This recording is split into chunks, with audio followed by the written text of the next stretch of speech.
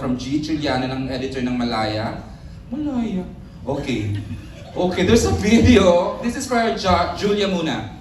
There's a video of you asking audiences if they would watch your movie with their exes.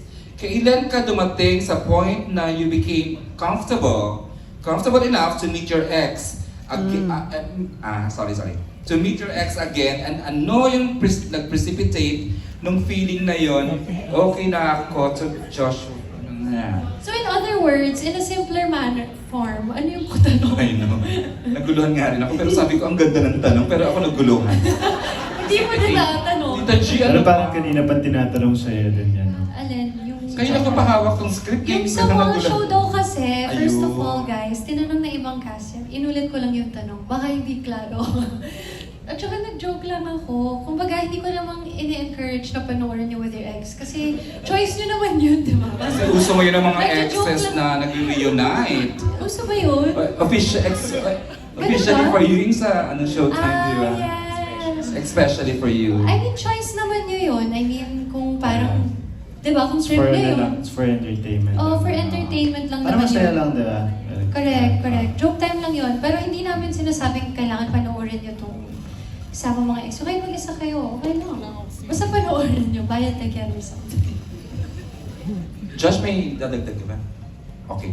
Kasi yung next ikaw na. The question, what steps did you take to prepare for the role and was asking your current partner's permission included in these steps? Did you ask permission from?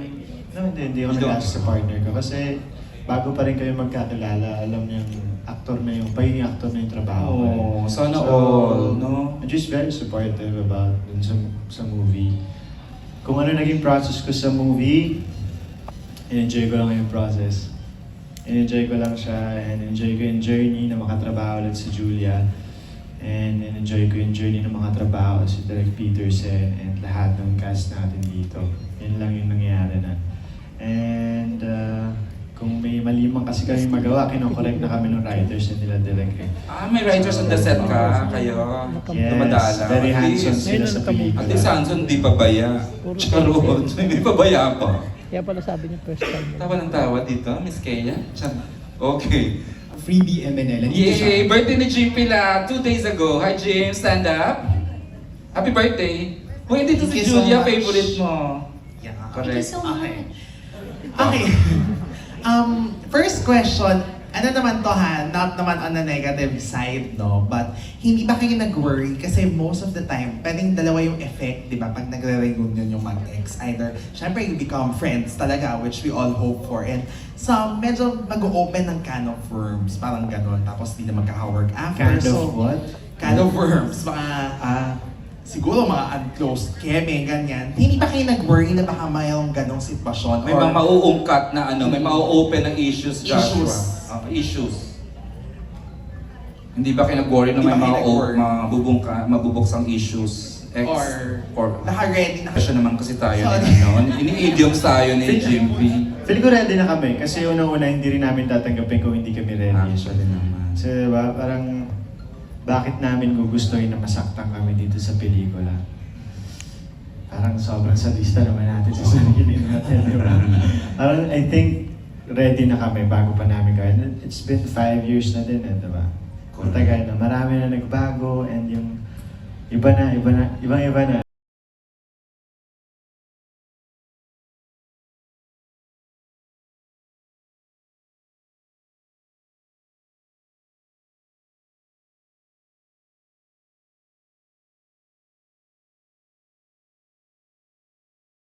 Yung pag-accept. Tama. Ang dami, you know why? May sariling personal journey si Wancho, may sariling personal journey si Zai. And even all of our characters here in the movie, we all have our personal journeys na nakikita talaga namin yung isa't isa. Parang kaming reflection lahat ng isa't isa. We all have our different pains and our different joys. So, but tama si Josh, it's healing, it's letting go, it's accepting, it's setting free. Kasi part of the journey that actually hindi pa natin masyadong binabanggit, but you actually guys saw it in the trailer, is medyo mapang-ahas at may nakakatakam na element in yung reunion ng exes sa story. And we felt like Naga as a city that's filled with a lot of diba? Spiciness. We wanted to like also embrace that The silly that challenge. flavor. Meron din siyang flavor na gano'n. At saka yung... You wanna add anything? Sige. Go ahead, Miss Kasi Cooper. as mentioned by si Direk P, parang, di ba, yung Hindi naman ibig sabihin na nag-reunite kayo, kailangan maging kayo ulit na magjowa, di ba? Special. Pwede din maging friends or good work. So, pwede. Pwede. It doesn't have to okay being reunited with an ex. Kasi nagsama kayo eh, no? I'm not sure, okay lang ba sa'yo yun? Okay lang ba sa'yo Tapos na yung yun? Sa'yo okay lang. Pinagduda. Sa'yo okay lang din. Okay naman, kaya gusto ko ka. Mature. Hindi, pero okay lang. Okay lang. Yeah, oo naman, oo naman. Wala naman I mean, tayong bit-bit na. Yeah. Totoo yung sabi ni Aljan, depende kung paano kayo nag-handle. Totoo, di ba? It could be Julia, with your movie, would you like your viewers to learn about handling breakups? May ganun ba? Ano po, sorry? May impart ba tayong sa viewers how to handle breakups? With pag Sa napanood ng pelikula po? lesson learned na matututunan ng mga tao about breakups on handling it or may ganun ba? I think hindi siya pinakita on how to handle it. But if you watch the movie at nakita mo kung paano hinandle ni Wancho and Zai, malalaman mo na kung paano siya i-handle. Yeah. Bilang ikaw yung nanonood sa POV mo. Yeah. So meron kahit pa paano. Meron po, Depende meron sa po. karga. Can Depende we have sa the two viewers. writers add to that? wala naman pong walang step 1, walang ganun. Pero you'll see how both characters dealt with a breakup. And from there, madami po talaga tayong matututuhan. Kasi syempre, di ba, as mentioned by Tal earlier, in a relationship, pag Anong tanong?